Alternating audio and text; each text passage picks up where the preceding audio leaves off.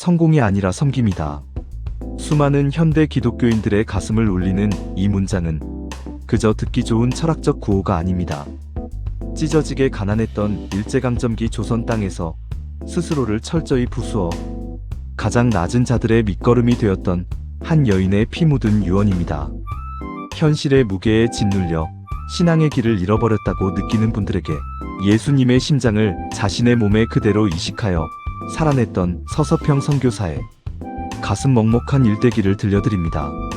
1. 푸른 눈의 이방인, 천천히 평온하게 조선에 스며들다.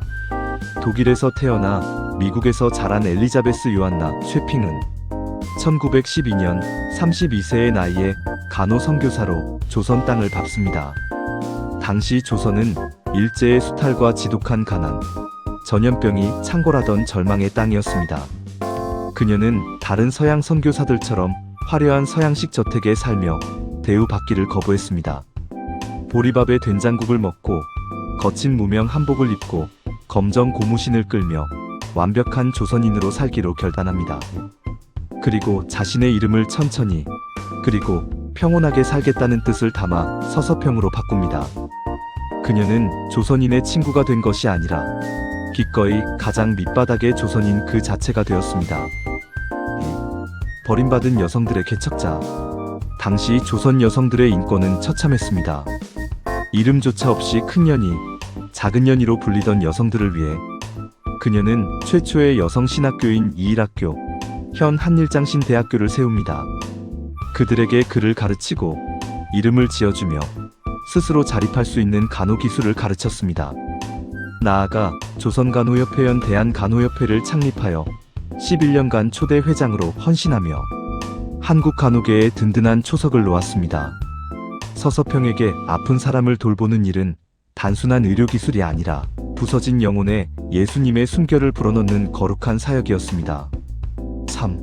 소외된 자들의 어머니 530명의 나환자와의 행진.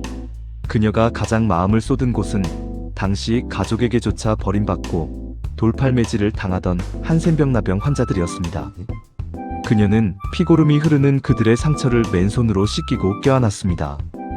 특히 1933년 일제 총독부가 나환자들의 씨를 말리겠다며 강제 정관 수술을 시행하고 핍박하자 서서평은 나환자들을 이끌고 광주에서 서울 총독부까지 죽음의 행진을 감행합니다. 소문을 듣고 합류한 530여 명의 나환자들과 함께 총독부 앞에 선 그녀의 결사적인 항거에 결국 일제도 두 손을 들고 맙니다. 이 핏빛 투쟁의 결과로 만들어진 것이 바로 오늘날의 소록도 한센병 환자 요양시설입니다. 4.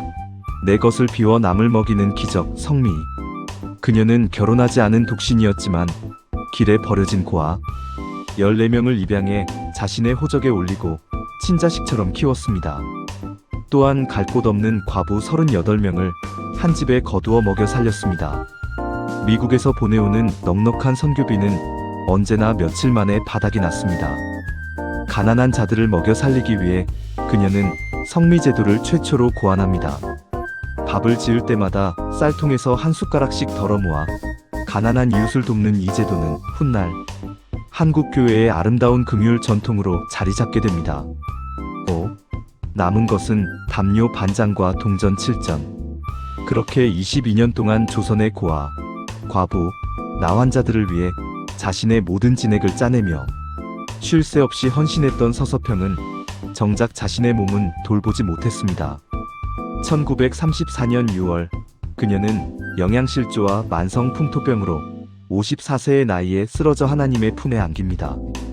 숨을 거둔 그녀의 좁은 방에는 입담한 옷가지 몇 벌과 강냉이 가루 2홉, 동전 7전센트, 그리고 담요 반장이 전부였습니다. 남은 담요 반장은 추위에 떠는 길거리의 거지에게 이미 찢어준 뒤였습니다. 심지어 자신의 시신마저 의학연구용으로 기증하라는 유언을 남겼습니다. 광주 시민들은 그녀의 장례를 광주 최초의 시민사회장으로 치렀고 수천 명의 거린과 나환자들이 상여를 뒤따르며 어머니를 부르짖으며 오열했습니다. 그녀의 텅 빈 침대 머리맡에는 낡은 종이 한 장이 붙어 있었습니다. 나 석세스 버서비스. 성공이 아니라 섬김이다. 세상은 우리에게 자본을 쌓고 남들보다 더 높이 올라가 1등이 되는 것만이 성공이라고 세뇌합니다. 그래서 우리는 그 기준에 미치지 못할 때 끝없는 자괴감에 빠집니다. 하지만 서서평 선교사의 텅 빈 방과 찢어진 담요 반자는 우리에게 진짜 위대한 삶이 무엇인지 묵직하게 묻고 있습니다. 모든 것을 소유했지만 끝없이 공허한 현대인들에게 모든 것을 비워냈기에 가장 충만했던 서서평 선교사의 이 위대한 이야기는 완벽한 치료제가 될 것입니다.